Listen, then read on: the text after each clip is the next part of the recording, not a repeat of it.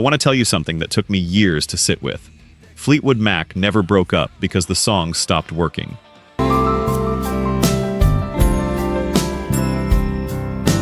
Every time this band nearly ended, you can trace it to a contract, a tour schedule, a manager. I've read the lawsuits. I've heard the anger, decades later.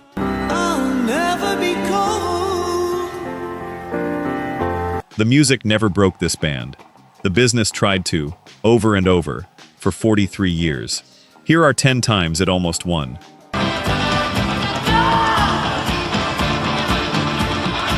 Number 10. The guitarist they wrote out of the history.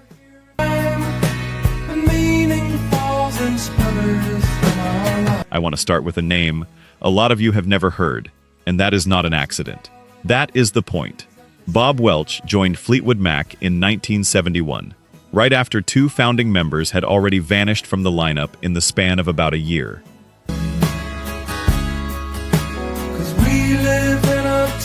He wasn't a guest, he wasn't a hired gun, he was a full member for 3 years, right through some of the band's most unglamorous, uncertain seasons.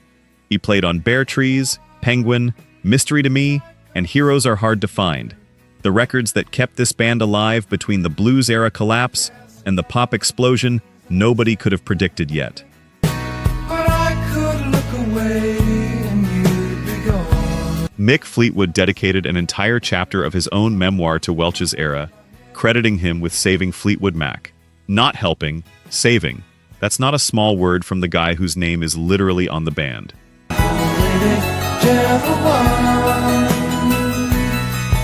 Welch left in 1974, right before Stevie Nicks and Lindsey Buckingham joined, and everything changed. He went on to have a real career of his own.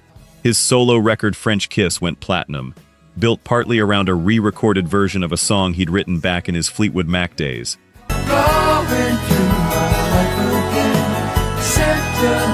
He stayed close with the band for years, guested on records, opened for their tour. In 1994, Welch sued his former bandmates over unpaid royalties from his time in the group. The case settled quietly, but something happened after that settlement that I think about a lot.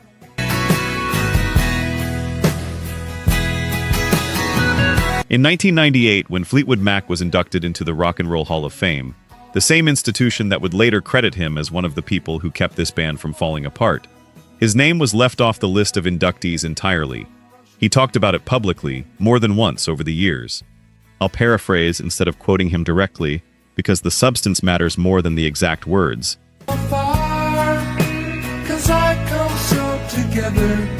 He said it plainly came down to the fact that his old bandmates simply didn't like him anymore, and that he didn't understand how 3 years of real contribution could just be written out of a story he'd helped build. This isn't a story about a guitar solo. It's a story about who gets to own the history of a band, and who gets quietly erased from it over money and hurt feelings, long after the music was made. And I promise you, this is not the last time ownership of this band's own name becomes the whole story.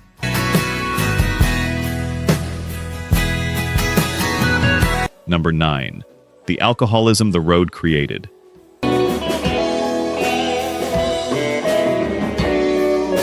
I have to be honest with you about this one, because it's not a fun story, and I don't think it should be told like one. Danny Kirwan joined Fleetwood Mac in 1968. He was recruited by Peter Green himself, just 18 years old at the time, and his very first recorded moment with the band was Albatross, the only #1 single Fleetwood Mac would ever have in the UK. Within a couple of years, he wasn't just a hired guitarist filling space next to Green.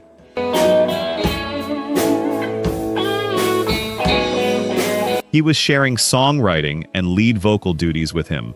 By 1972's Bare Trees, 5 of the album's 9 tracks were his, including songs people still consider some of the most quietly beautiful things this band ever recorded.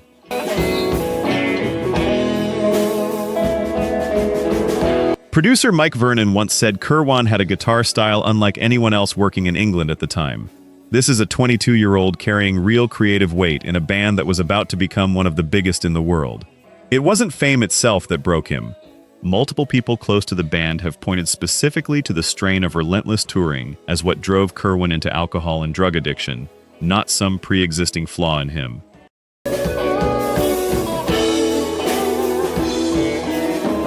He was drinking to survive a schedule, not because he couldn't handle success.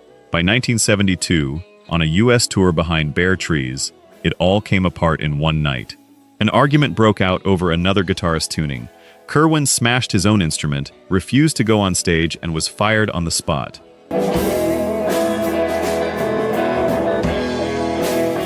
No transition period, no solo send-off, just gone, mid-tour, at 22 years old.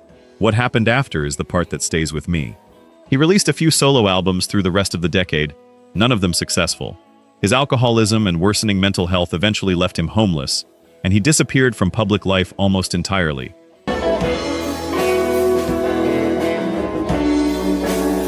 In 1993, Mick Fleetwood actually used a missing persons bureau just to track him down.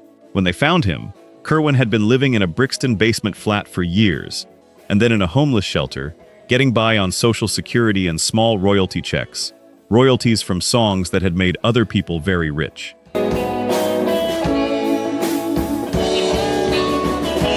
He was inducted into the Rock and Roll Hall of Fame in 1998, alongside the rest of the band.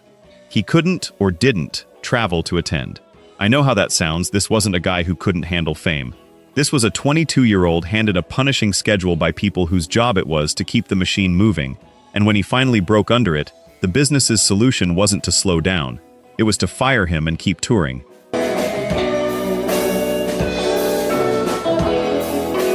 Let's look at the numbers. Only 9% of you are actually subscribed. Honestly, that's tough to see. Our team spends days hunting down archives and verifying every single fact just to tell these stories right. If you've made it this far into the video, you're clearly part of the community, so please hit subscribe. It costs nothing and helps us immensely. Now, for those already subscribed, very few of you have made the jump to our membership, and that's a hard pill to swallow because you're the ones who know our value best.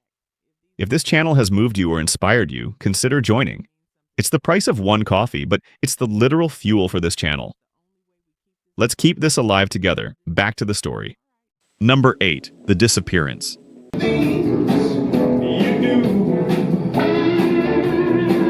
Jeremy Spencer wasn't some replacement player who joined during the chaos.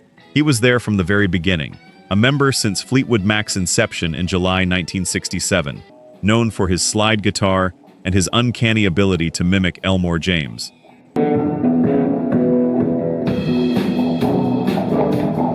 He and Peter Green had actually been close for years. The two of them had even announced plans back in 1969 to make an orchestral, choral biography of the life of Jesus Christ together. So when I tell you the warning signs were there, I mean that. This wasn't entirely out of nowhere.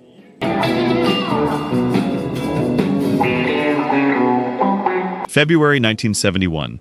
Fleetwood Mac is on tour in the United States, checked into a Los Angeles hotel, hours away from a scheduled gig at the Whiskey A Go-Go. Spencer tells his roommate, Mick Fleetwood himself, that he's stepping out to a bookshop on Hollywood Boulevard. He never came back, and that night's show had to be canceled while the band and their entire touring entourage went out searching for him. Road managers spent days chasing down leads before finally tracking him to a 4-story warehouse being used by the Children of God in the industrial part of downtown Los Angeles.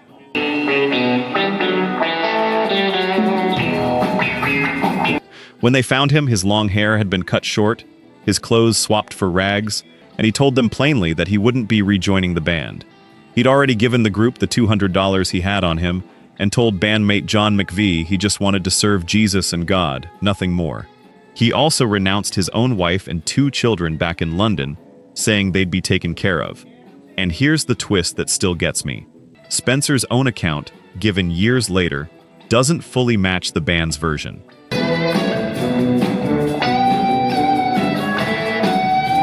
He's since said the story of a sudden religious conversion isn't quite right, that he'd already been unhappy with the direction the band was taking, and that joining the group was something he chose deliberately, not something that happened to him in a daze.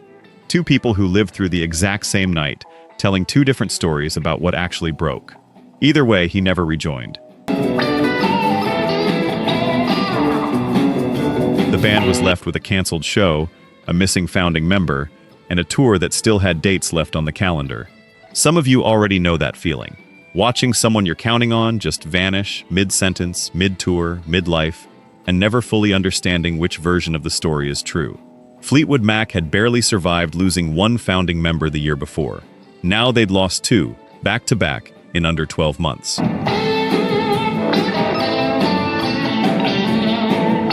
Number 7. The man who started it all walked away from his own success. I remember the first time I really sat with the lyrics to Green Manalishi and realized what I was actually listening to. Somebody unraveling in real time and putting it on tape anyway. Peter Green didn't just join Fleetwood Mac. He built it, he founded the band in 1967, and under his leadership they created early hits like Albatross and Black Magic Woman. He named the band after his own bassist and drummer instead of himself, a small, generous choice that tells you a lot about who he was before any of this started.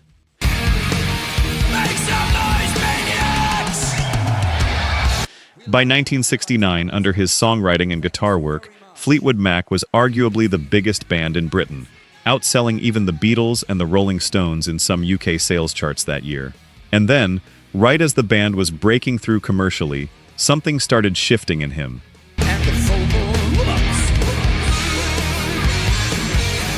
He'd grown a beard, started wearing flowing robes, and was spending time at a hippie commune, and he'd suggested to Mick Fleetwood that the band simply give its money away, a suggestion Fleetwood politely declined.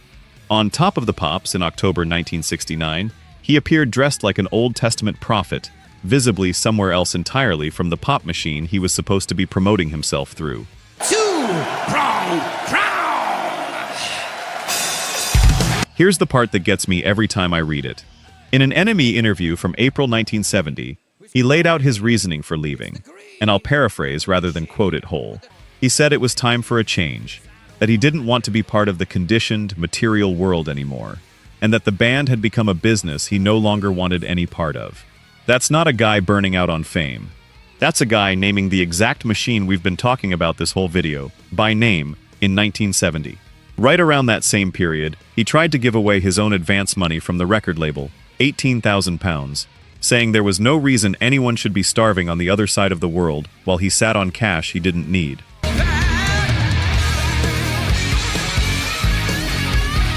His bandmates didn't share that impulse.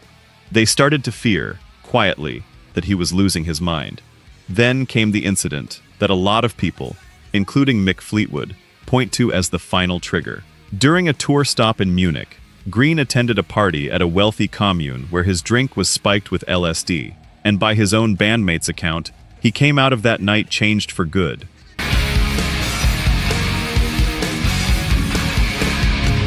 Green was later diagnosed with schizophrenia. By May 1970, after finishing out the tour, he was gone for good.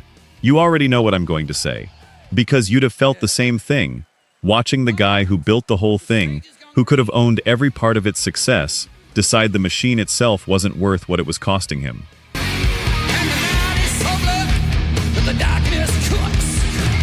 Number 6, the drummer who went broke anyway.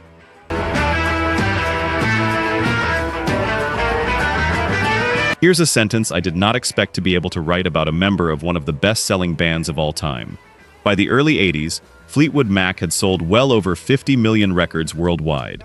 Mick Fleetwood wasn't a hired drummer somewhere in the back. He was a founding member, the band's namesake, and for several years he was also acting as the group's own manager.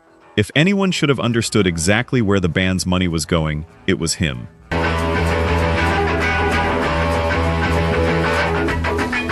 In May 1984, with the band on hiatus, Mick Fleetwood filed for bankruptcy in federal court in Los Angeles.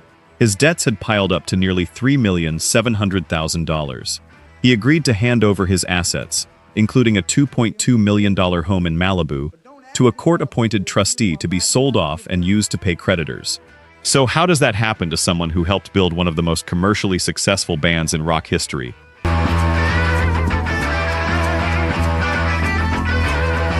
By his own account, it came down to buying too much real estate, combined with punishingly high interest rates on the loans he'd taken out to do it.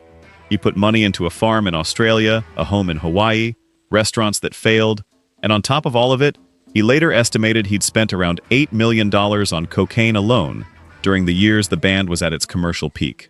Fleetwood Mac's own lawyer went out of his way to say this wasn't classic rock star excess. That Fleetwood wasn't some reckless big spender by nature. He'd just gone too far into debt on the business side, and there simply wasn't enough income coming in fast enough to keep it afloat. This was a business failure, made by the person the business was supposedly protecting. Want me to? And it didn't end there either. Later in life, Fleetwood would file for bankruptcy again. This wasn't a single rough patch he cleaned up and moved past for good. It was a pattern, tied directly to how the machine around this band handled money, even when that machine was being run by one of the band's own founding members.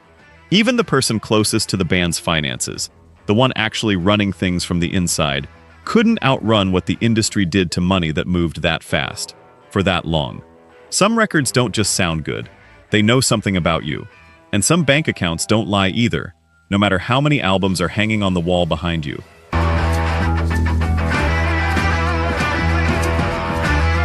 Number 5. The most expensive album ever made was a rebellion.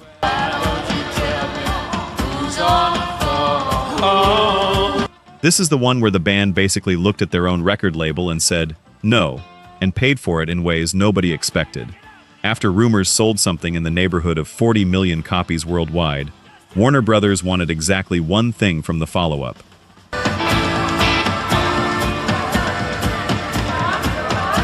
The label had gotten a taste of that kind of success and pushed the band hard to stick to the same sound that made Rumours a phenomenon.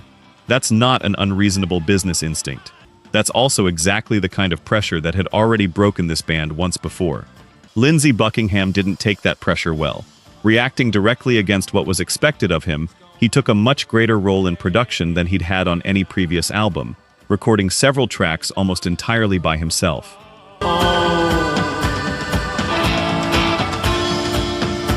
Buckingham ended up using 10 months of studio time, a 112-piece marching band, and, by some accounts, actual lamb chops used as a percussion instrument, all in service of a record that sounded almost nothing like the polished California sound the label was expecting. The final bill was staggering. Warner Bros. Spent over $1 million on Tusk, with some estimates closer to $1.5 million, making it the most expensive album ever recorded up to that point.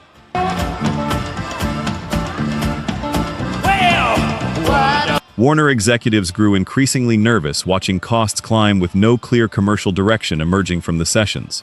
Even the album cover became part of the excess.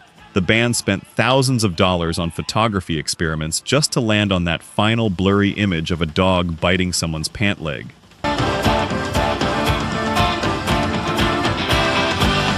And then there's the part of this story that always gets me.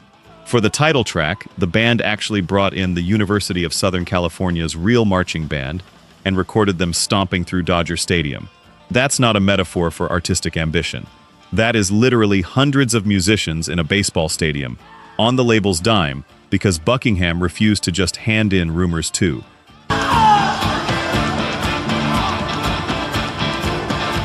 Tusk wasn't actually a flop by any normal measure. It sold 4 million copies worldwide, hit number 4 on the Billboard album chart, and topped the UK chart entirely. But next to Rumours, and next to what the label had spent to make it, executives considered it a genuine commercial disappointment, the kind of number that would end most artists' careers with the label that funded it.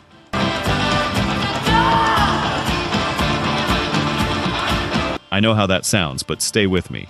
An album that would go on to define an entire artist's legacy for the better, decades later, nearly got this band written off as a bad investment in the moment, because the business only understood one kind of success, and it wasn't this one.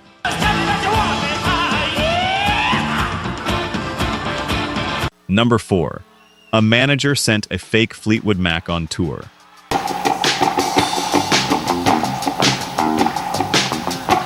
By 1973, Fleetwood Mac was exhausted. They told their manager, Clifford Davis, they needed a real break from touring. Davis, worried about losing the band's hard-won momentum in America, right as their album Mystery to Me was about to hit stores, did not agree with that decision.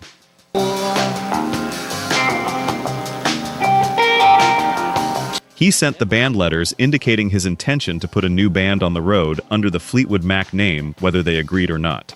None of them accepted that, So here's the part that still stuns me every time I say it out loud. Davis simply built another band from scratch.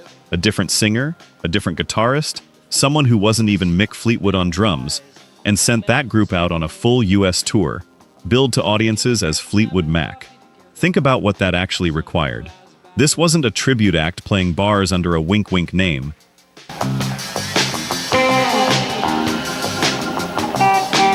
A working British musician named Elmer Gantry was recruited specifically to front it, and he later said Mick Fleetwood himself had been involved in early meetings about the lineup, before eventually stepping back and leaving Gantry's group to face the fallout alone. Gantry described feeling rage toward Fleetwood for years afterward, once the press started branding his group as imposters, and they felt trapped into finishing the tour anyway to avoid being sued themselves. And here's what happened once the real band found out.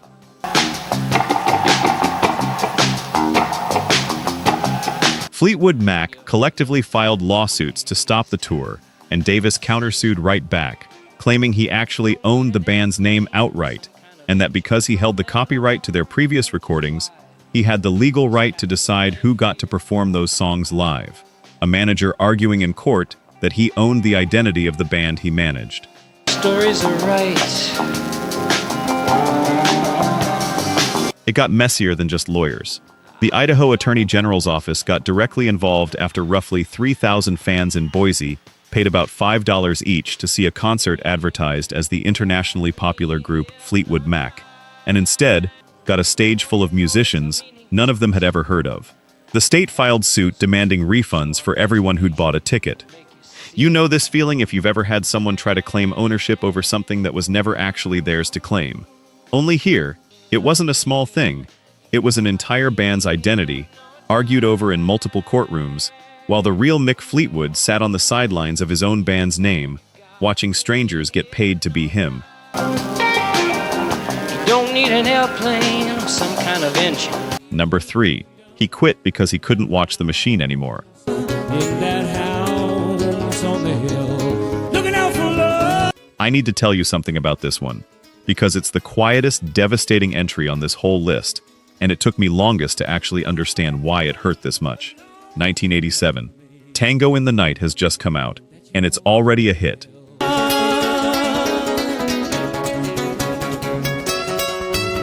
Big Love was already a top 10 single on both sides of the Atlantic before the tour was even scheduled to begin. By every external measure this band is used to, this should be a celebration, a victory lap. A tour called Shake the Cage was already booked, 69 shows, set to start in Kansas City that September.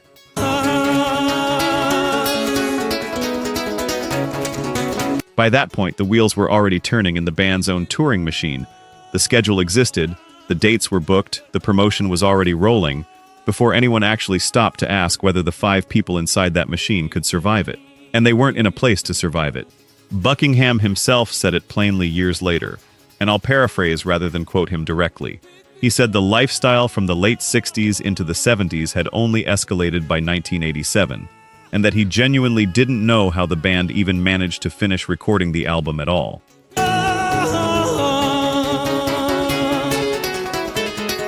At a band meeting at Christine McVie's house, called specifically to finalize plans for the tour, Buckingham told them he was out.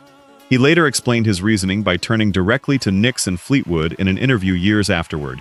His sense, at the time, was that they had lost themselves to drugs, and he couldn't watch it continue on the road. This wasn't creative differences. This was one member watching the machine ask 2 of his closest friends and former partner to keep performing through active addiction, and deciding he could not be part of pushing that schedule forward. It didn't end quietly either.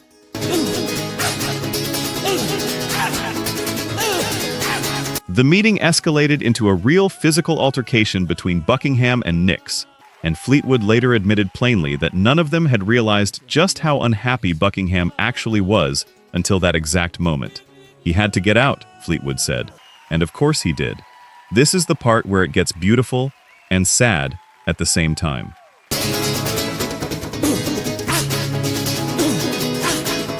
"25 years later, in 2012, all 3 of them were asked about that night during a press tour for a reunion. Buckingham didn't answer the question directly. He turned to Nicks and Fleetwood and repeated his reasons from 1987 right there in the room, And Fleetwood later said it was one of the most profound things he'd ever heard him say. All three of them cried. You've had a version of this experience, even if the details are nothing alike. Watching a schedule, a job, an obligation, ask more of the people around you than they had left to give, and having to choose between the machine and the people inside it.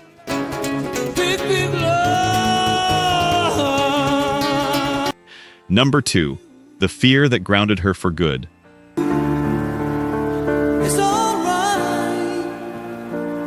I have to tell you something I did not fully understand until I started digging into this one, and it broke my heart a little more than I expected it to. Christine McVie was one of the most consistent, reliable voices in this entire band for almost 30 years. Not the drama, not the headline, the anchor.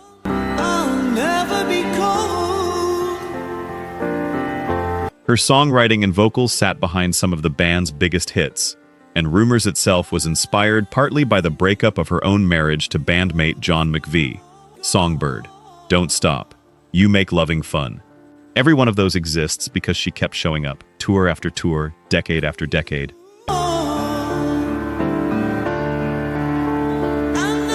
And then, in 1998, right after the massive success of the band's live album The Dance, she walked away. Here's what I found once I actually dug into why. She later said, in her own words, that she quit only because she'd developed a horrendous fear of flying and was run down and tired of touring. Not a falling out, not money. A physical, involuntary fear that made the actual mechanics of doing the job impossible.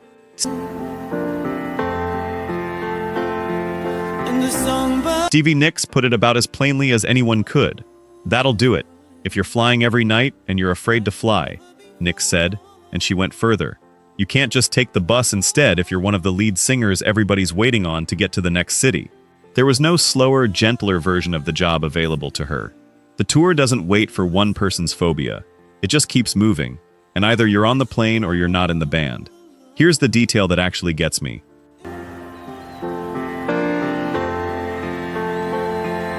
She later told Mojo magazine she quit because of that fear and because she was exhausted from touring, that she bought a home in England being restored and wanted to move back closer to her family, and that none of it came from any lack of love for her bandmates, who she called her musical family. She stayed away for 16 years. 16. Not because the music stopped mattering, because the machine that made the music also required something her body simply refused to do anymore, night after night, for months at a time.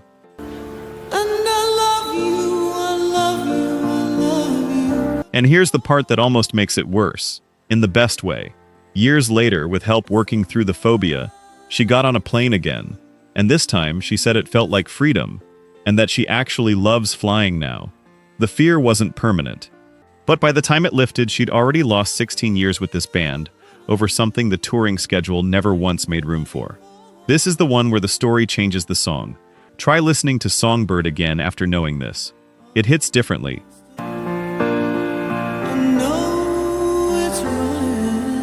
Number 1. The firing that ended the classic lineup.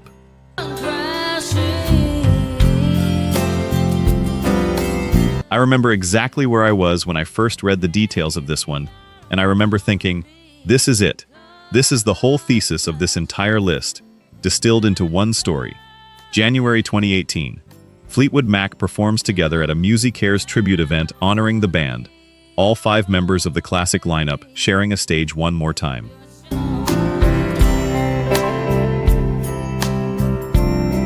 Days later, everything changes. Buckingham was watching the Grammy Awards at home when he got a call from the band's manager, Irving Azoff. He was told plainly that Stevie Nicks never wanted to be on a stage with him again, and that she'd given the rest of the group an ultimatum. Either he had to go, or she would.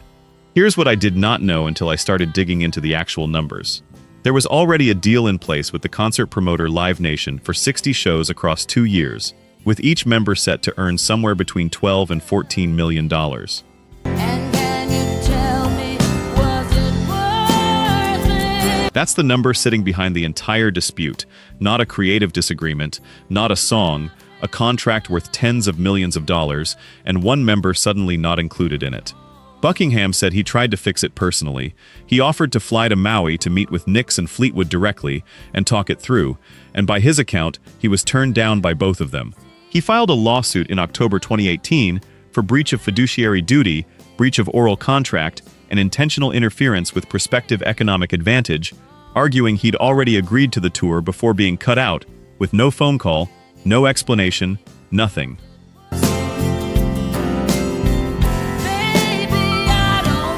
The band's official story at first was simple. Nix, Christine McVie, Fleetwood, and John McVie jointly stated that Buckingham had been unwilling to tour at a time the rest of them had already agreed to, and that this was the actual reason for the firing. But here's the twist I still find hard to sit with, even now. Months later, in an interview with Billboard, Mick Fleetwood himself seemed to walk that back, saying in plain language that the truth was simpler than a scheduling conflict. They just weren't happy.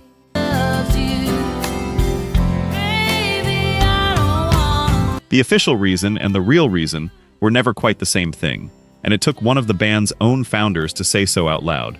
The case settled 2 months later. Buckingham told CBS This Morning afterward that he was happy enough with the outcome and wasn't trying to twist the knife, that he was choosing to approach it with some wisdom instead.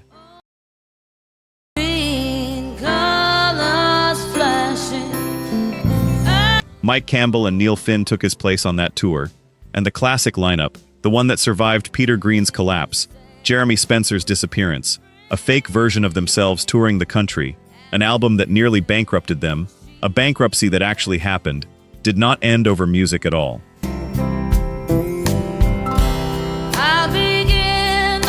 It ended in a courtroom, over a contract, over a phone call 5 days after they'd all stood on a stage together one last time.